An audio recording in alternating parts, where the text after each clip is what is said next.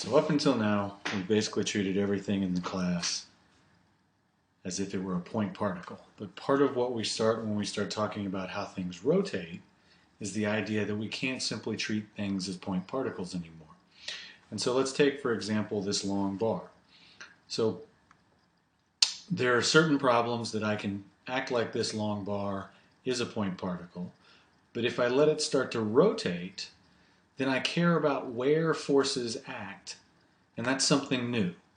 And so one of the things that what we're going to deal with in this video is talking about the torque, and the torque is going to help tell us about where forces act on an object to try and make it spin. So the first thing we need to do is talk about the pivot. And so whenever we're thinking about a point problem, we start by defining what the pivot is. And the pivot is simply the point that an object rotates around.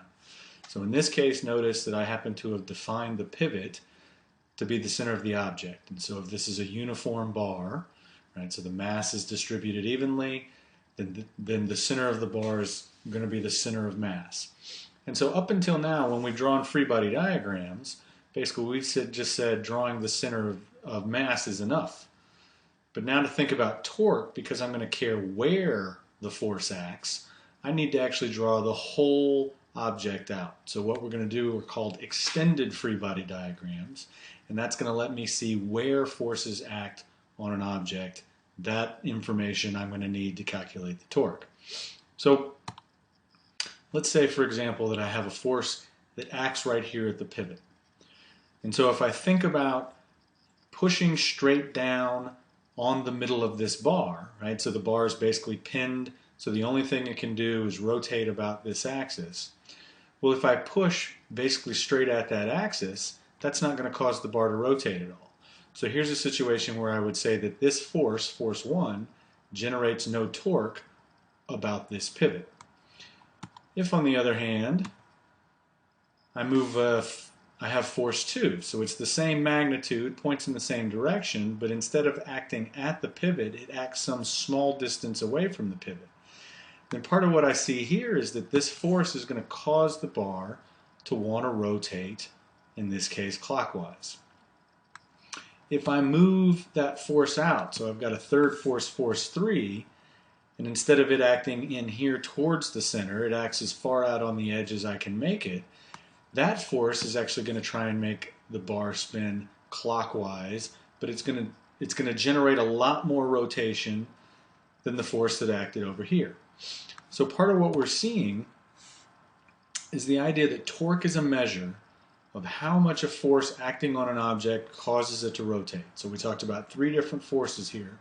One that generated no torque, one that generated a small amount of torque trying to make the bar spin clockwise, one that generated a large amount of torque trying to make the bar spin clockwise. Okay?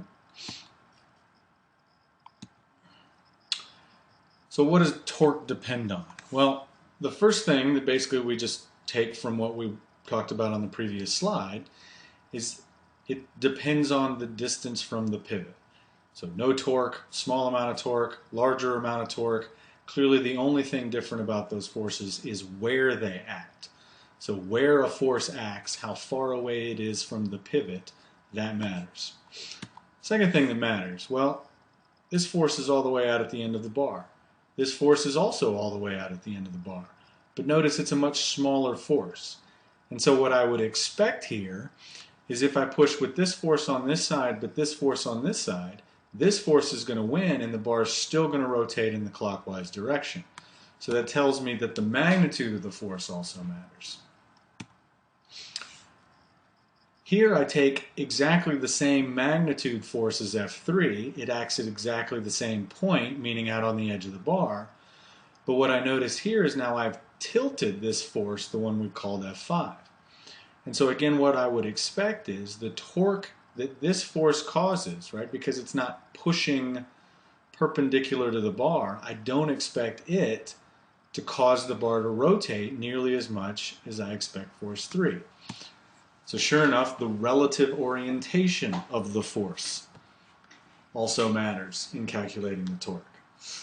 And then the last thing that we'll do, so here's another option So here's force 6, and notice force 6 here is pointing directly at the pivot. And much like force 1, right, so here again in our relative orientation of the force, so it's the same magnitude force as force 3 and force 5.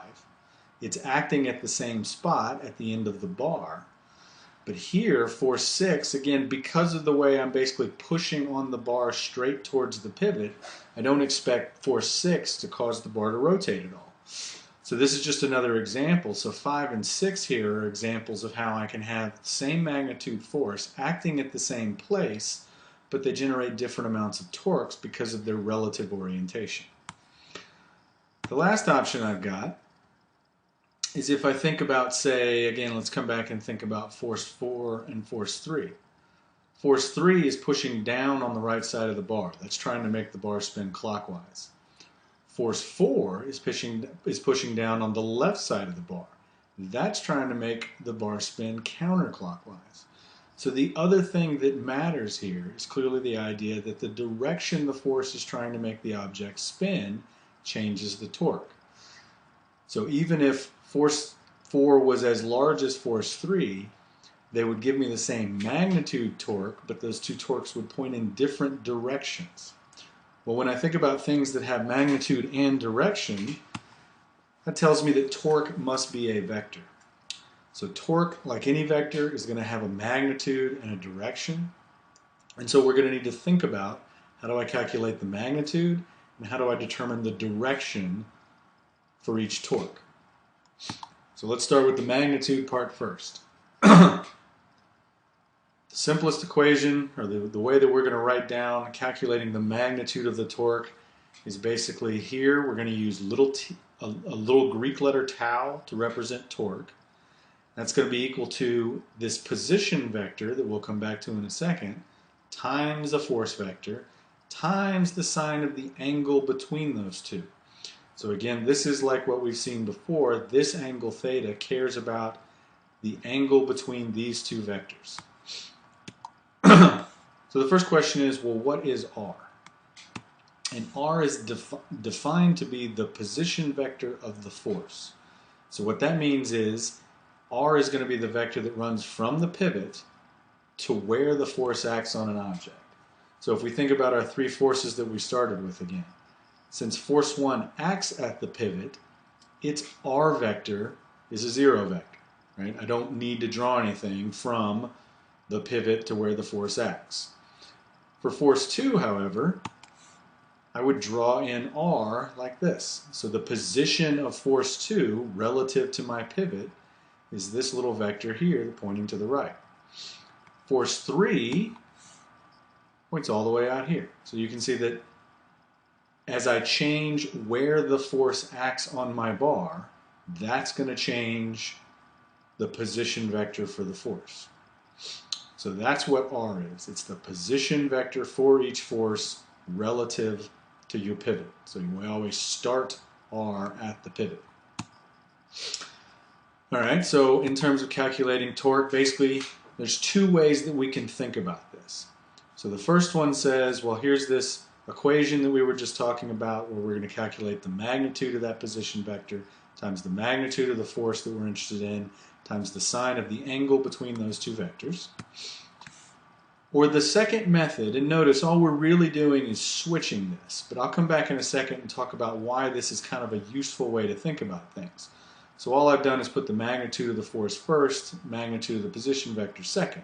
There's not really anything different in terms of our two methods here, but they sort of tell us different things about how we can group things in each equation differently.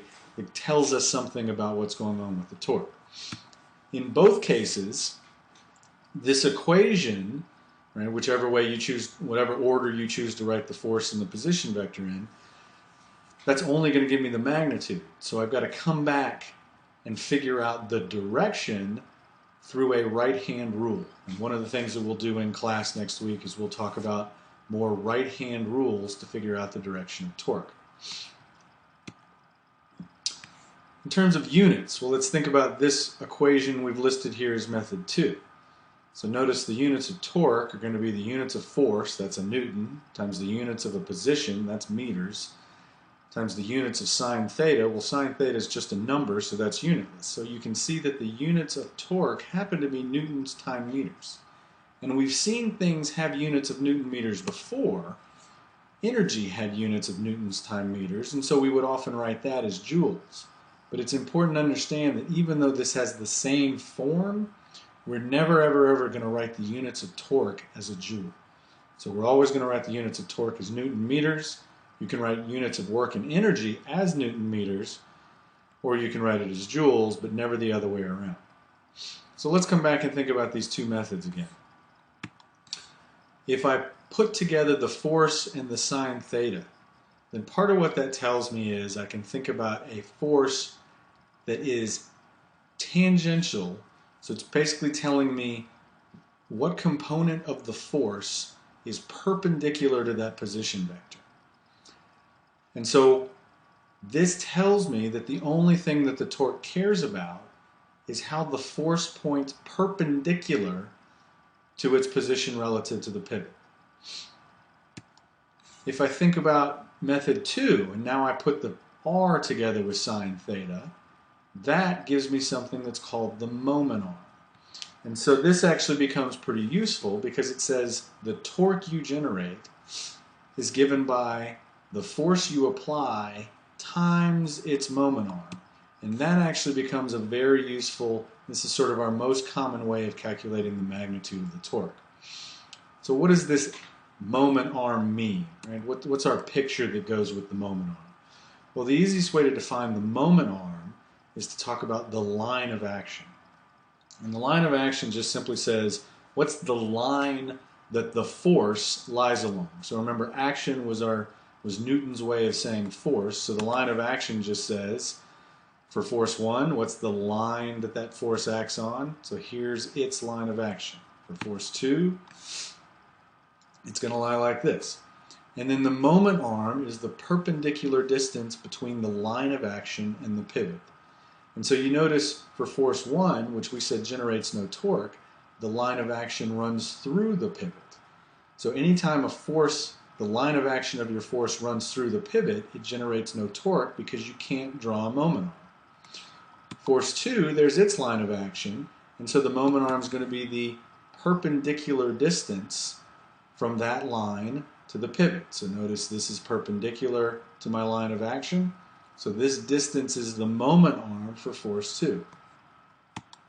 There's the line of action for force 3, and again there's the moment arm for force 3.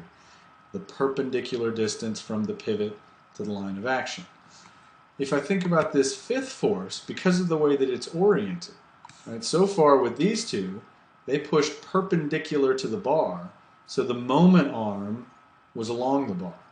But if I think about force 5 and its orientation, the perpendicular distance from the pivot to this line of action doesn't lie along the bar anymore.